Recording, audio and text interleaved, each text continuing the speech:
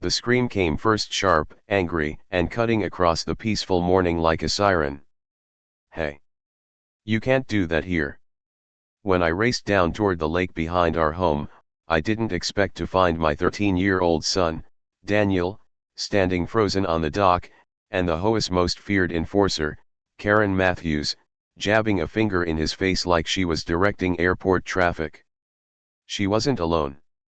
2 neighbors stood behind her, filming as if they had discovered a criminal in the act. And that's when Karen yelled something that made my stomach twist. "I've already called the police. He's going to be cited for illegal fishing on protected HOA land." Protected HOA land? It was our lake. Our property. Our family's private water rights. But that wasn't the shocking part, not compared to what Karen didn't know. Not compared to the truth that would turn her entire world upside down. As I approached them, Daniel's fishing rod shook in his hands. Not because he was scared, but because he was trying not to laugh. He knew something Karen didn't. Something that was about to drop on her like thunder. Karen spun toward me the moment she heard my footsteps. "Do you realize your son is violating Section 12B of the HOA Conservation Code? Fishing is prohibited without proper oversight. He will be cited." I took a breath, fighting the urge to smile. Because today of all days was the worst possible day for Karen to pick this fight. Today was my son's first official day as the newly appointed wildlife warden chief for the county. At 13, he wasn't just a volunteer, he had earned the honorary youth position thanks to his exceptional knowledge of ecosystems, wildlife safety, and conservation law. And he was far more qualified to enforce those laws than Karen had ever been. But she didn't know any of that yet. She didn't know she was lecturing someone whose job now included overseeing improper wildlife reporting, habitat misuse, and recreational violations, which meant he outranked her in every conservation matter she thought she controlled. She didn't know she had made the biggest mistake of her HOA career. She didn't know that the officers she called were about to embarrass her. And she definitely didn't know that Daniel had been sent official authority, in the form of a badge sitting in his pocket. But she was about to learn. And the look on her face when she finally did. Worth every second. Karen stood on the dock like a self-appointed sheriff, arms crossed, chin lifted, the wind whipping her hair into a frazzled halo of rage. Daniel stayed silent, eyes sparkling with amusement. He knew exactly what was coming, he just didn't know when to drop the surprise. I stepped beside him, keeping my voice calm. "Karen, this is our lake. We have full fishing rights. You know that?" She scoffed. "Not without HOA supervision. Section 12B clearly states that fishing is permitted only under the oversight of an approved wildlife authority." Daniel's lips twitched. He looked like he might burst. "I mean, I am kind of an authority," he muttered. Karen pounced. "Excuse me? A child is not an authority. This is exactly the kind of behavior that destroys ecosystems. The fish here are endangered." "They're not endangered," Daniel cut in.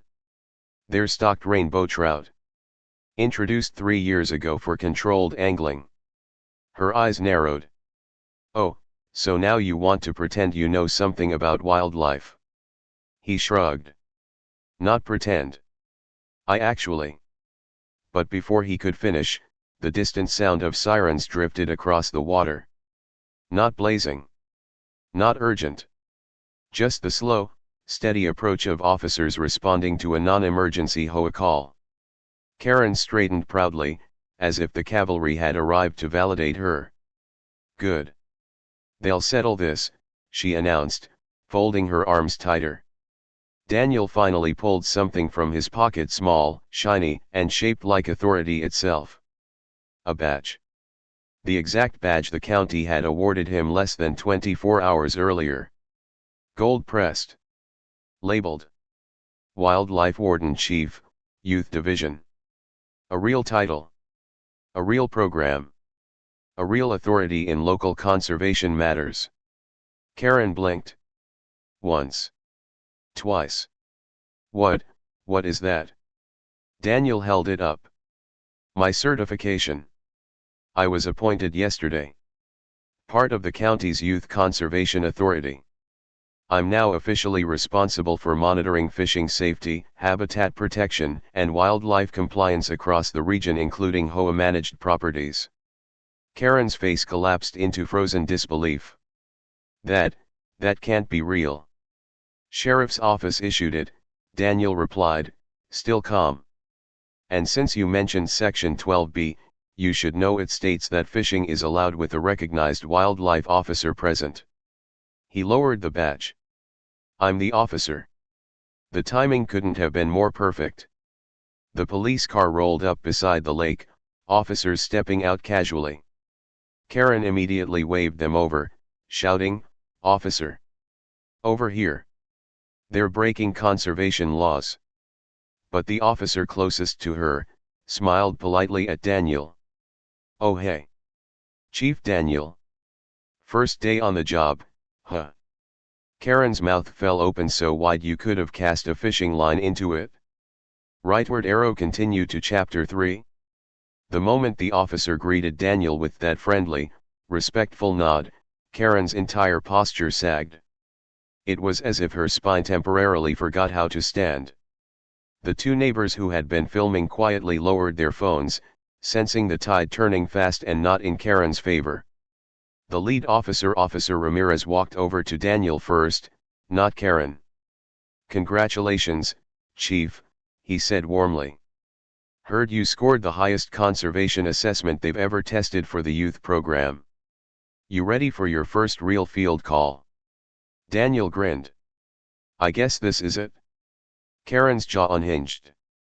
"Field call? No. No. I called you about him. He's been illegally fishing. On protected land. Without a permit." Officer Ramirez turned to her slowly, the kind of slow that says I'm choosing my words carefully so I don't laugh. "Ma'am, this lake isn't protected HOA land. The homeowners hold the water rights. It's private." Karen blinked rapidly. "But Section 12BII enforce that code." Ramirez nodded politely. "And we appreciate community involvement. But Section 12B still requires the presence of a recognized wildlife authority. And in this case," he gestured toward Daniel. "You already had one." Daniel lifted his small badge just enough for clarity, not arrogance. His voice stayed steady. "I've been given authority to monitor recreational wildlife activities throughout the county. That includes making sure everything is done safely and legally. And, everything here is fine." Karen staggered back like the air had been punched from her lungs. "Fine? He's 13. And fully certified," the officer replied. "He passed the same regulations test my rookies take." The neighbors exchanged wide-eyed looks. One of them mouthed, "You didn't tell us that." Karen's face flushed a deep, blotchy red. "So, you're not citing him?" Officer Ramirez stifled a chuckle. "Ma'am, the only person who may have violated policy here, is you." Silence. The lake suddenly sounded louder. Birds chirped. Water lapped.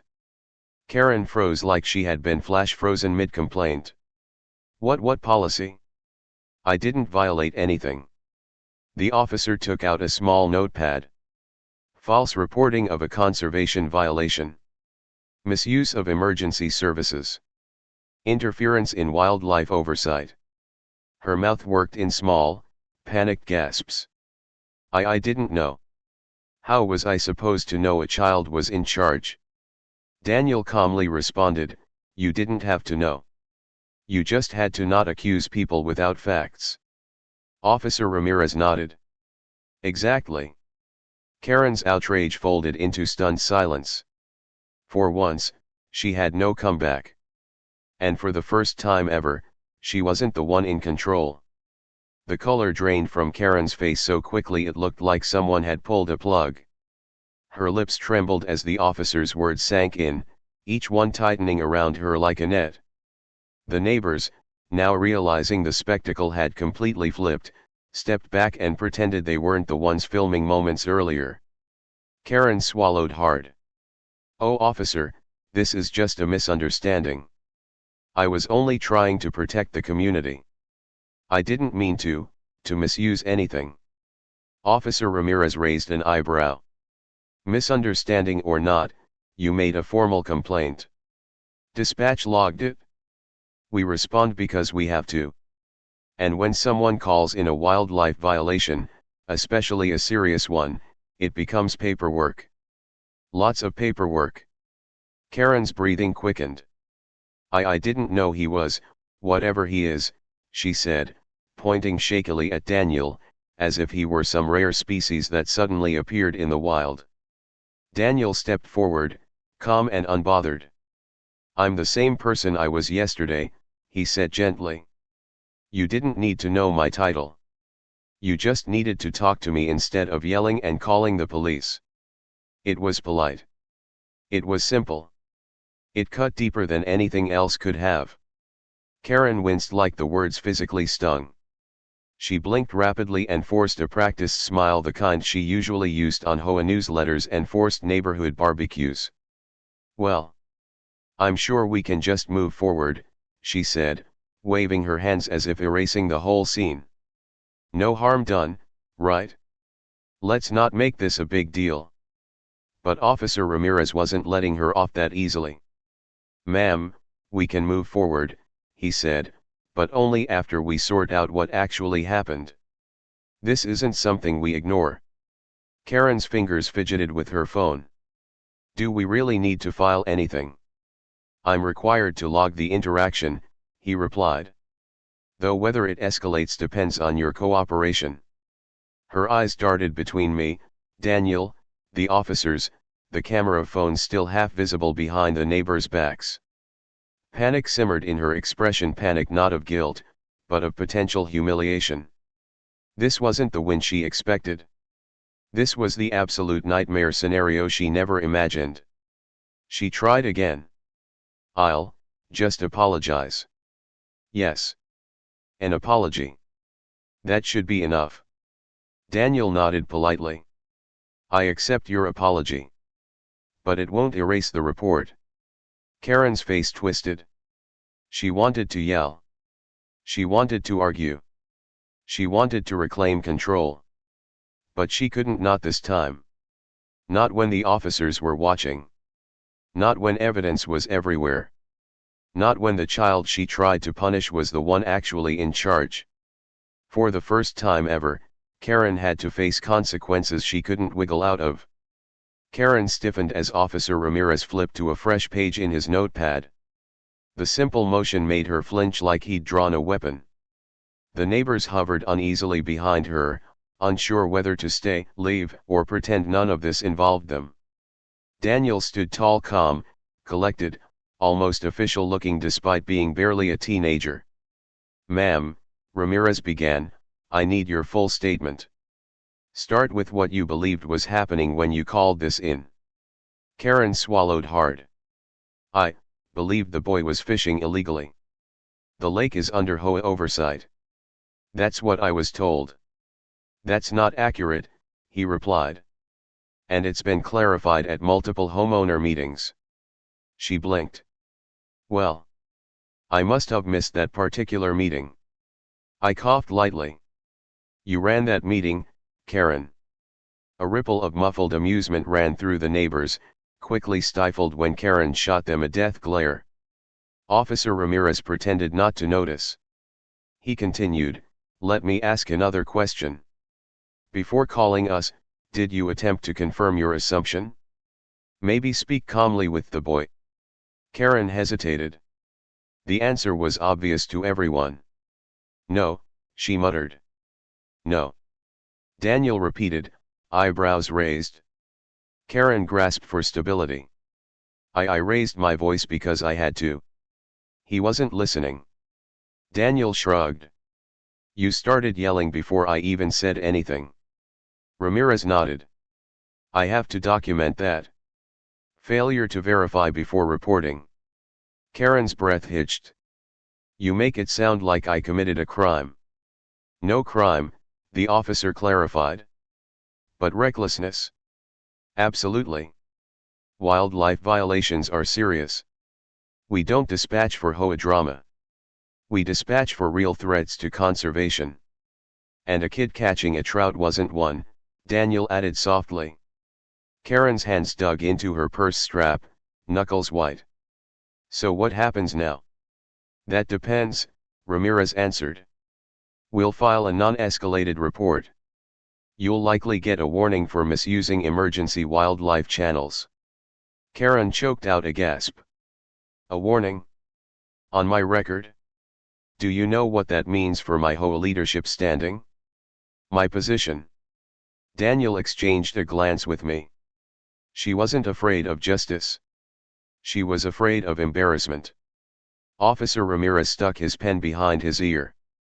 Ma'am, if your authority depends on calling the police on children, perhaps it shouldn't be authority at all. The neighbors murmured in agreement, soft, hesitant, but unmistakably real. Karen's face tightened, panic sparking behind her eyes. She tried one last angle. I'm willing to cooperate fully. Maybe if we rephrase the incident as a misunderstanding. No rephrasing, the officer said firmly. Facts are facts. Daniel stepped forward, offering a gentle but unshakable boundary. You can't control everything, Ms. Karen. Not the lake. Not the wildlife. Not people. For a moment, she looked small, shrinking inside the very power she once wielded like a weapon. The investigation wasn't over. But the era of HOA Karen ruling by fear? That was beginning to crack. Karen stood rigidly on the dock, her eyes darting around like a cornered animal searching for an escape. But there was none. Not today. Not after everything that had happened. The lake, once her favorite stage for barking orders, now felt like a courtroom, and she was standing at the defendant's bench, exposed and powerless. The neighbors, emboldened by the shift in authority, finally stepped closer. Mrs. Greenwood, a usually timid woman who always avoided confrontations, cleared her throat softly. Karen, you really didn't have to call the police. He's just a kid. A responsible one. Karen flinched. I was doing my duty as HOA president. Mr. Davis scoffed. Your duty isn't to scare children or waste police time. Karen snapped back, I was protecting the lake.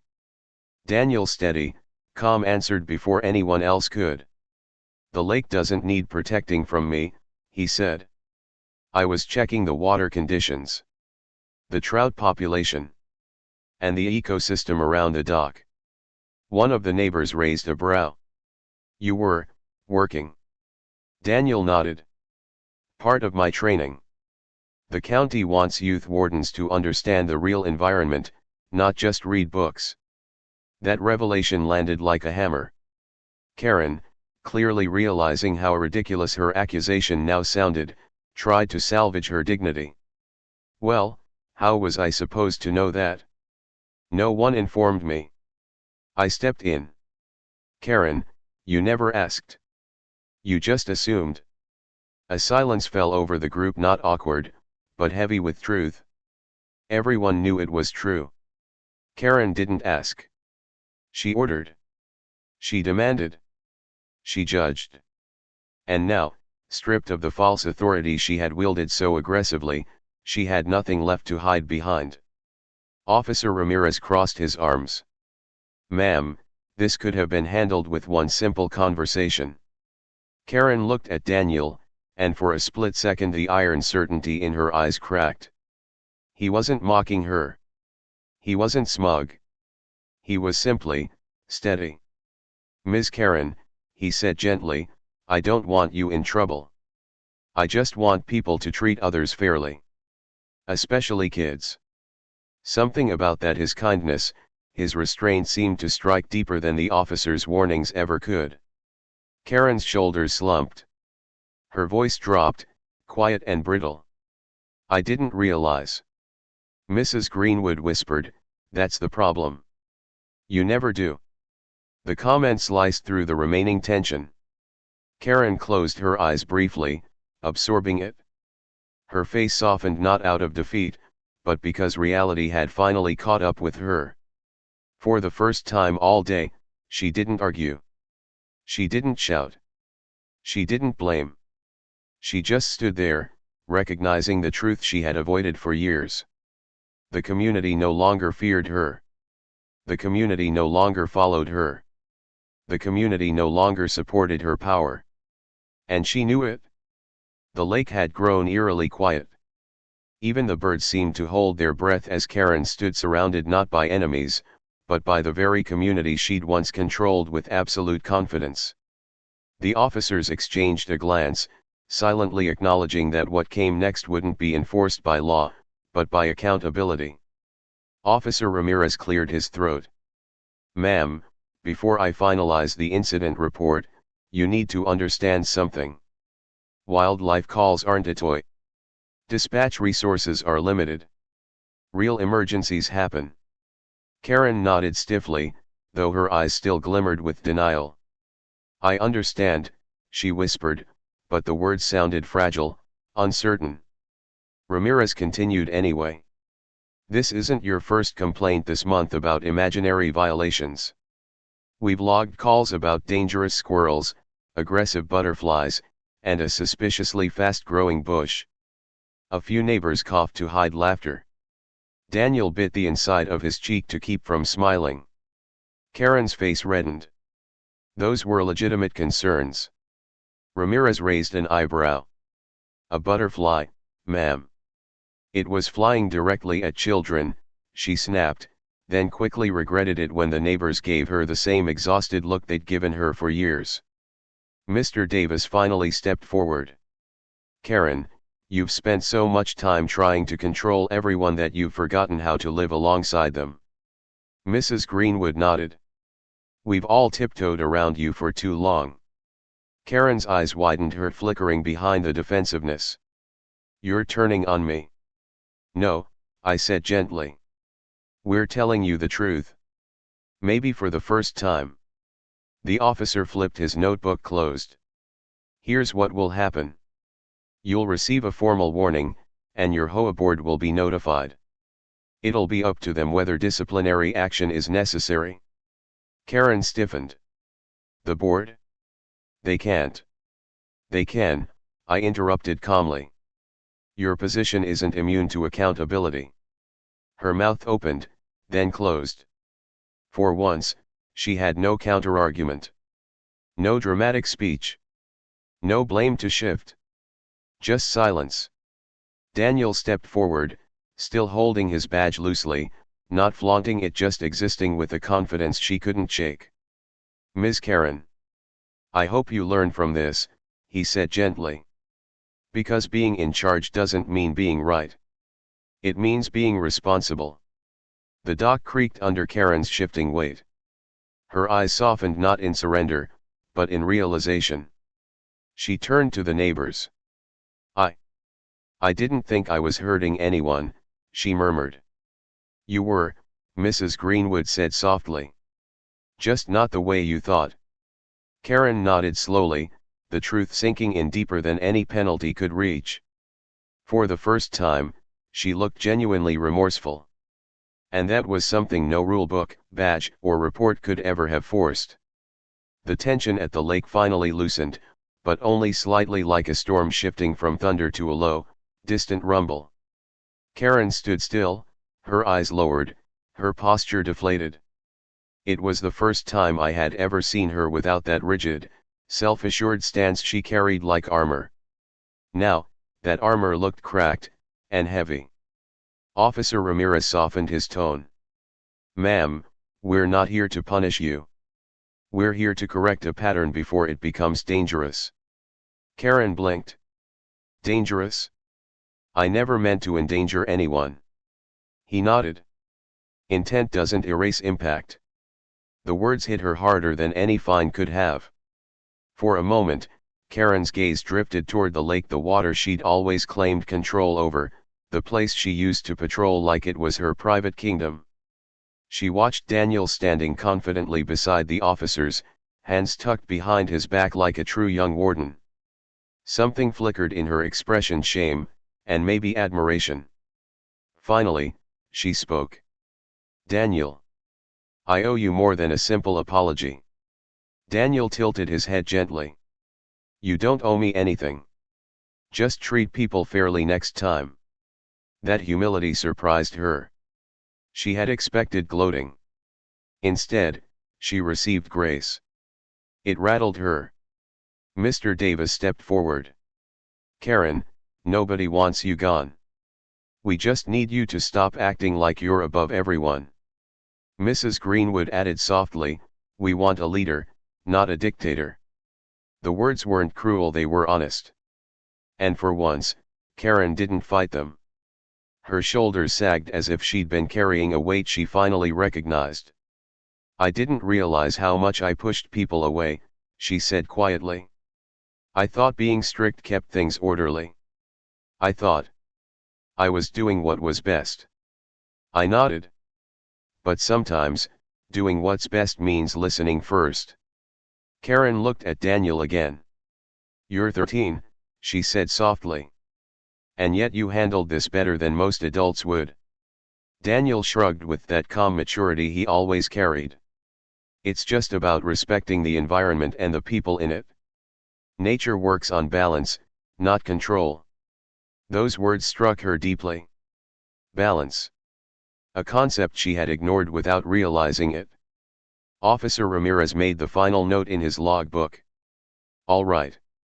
The report will remain a warning, not a citation.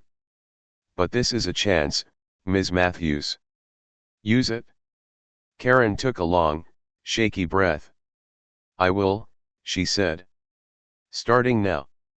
The neighbors exchanged uncertain but hopeful looks. Maybe this was a real shift. Maybe today would mark the first step toward a healthier, less hostile community. Daniel glanced at me, silently asking the question, did we actually just change something? Maybe we did. Maybe this incident wouldn't just end with paperwork, maybe it would reshape everything. The lake shimmered behind us, calm once again. But the real calm was finally settling over the neighborhood. The sun dipped lower over the lake, casting warm gold across the water as if washing away the tension that had built throughout the morning. The officers finished their last notes, the neighbors slowly stepped back toward their homes, and the world finally exhaled. Only Karen remained, standing on the dock like someone who had just woken up from a long, disorienting dream. Daniel reeled in the last bit of fishing line and secured his rod. Despite everything, he smiled politely at her. Ms. Karen, you can stay if you want. I'm just documenting fish health. It's part of my assignment. Karen hesitated, actually hesitated before taking a tentative step toward him. Are you sure I won't be in the way? Daniel shook his head. It's a lake, not a courtroom. I watched the moment unfold with a slow, growing realization, this wasn't Karen trying to reclaim authority. This was Karen trying to understand something she had resisted for years. She peered over his shoulder as he noted water clarity on his small clipboard. You really know all this? She asked quietly. Daniel nodded. Yeah. I've been studying the ecosystem since I was 9. I want to work with wildlife when I'm older. Karen absorbed that, her expression softening. I never knew. You never asked, he said gently, not accusing, just stating a fact. She inhaled shakily. You're right. I didn't. Then, for the first time ever, she said the words no one in the neighborhood had ever heard from her lips. I'm sorry. Truly. Not rushed. Not defensive. Not forced. Just real. I stepped forward. Apology accepted, Karen. But apologizing is just the start. She met my eyes and nodded with surprising sincerity. I know. I think, maybe I lost sight of what community really means. I was so focused on enforcing rules that I forgot about the people behind them. The neighbors who had lingered nearby pretending to check mailboxes or sweep porches watched her with cautious optimism. Not trust yet, but something close to it. Something possible. Officer Ramirez approached one last time, offering a respectful nod. Ms. Matthews, the report will be minimal. But take this as a genuine chance to rebuild, not retreat. Karen looked at the lake again, the water calm and forgiving. I will. I promise. Daniel held up his clipboard. Want to help me check the pH levels? Karen blinked, startled by the offer. Then slowly she smiled. I'd like that. And just like that, the neighborhood shifted. A small gesture. A tiny invitation.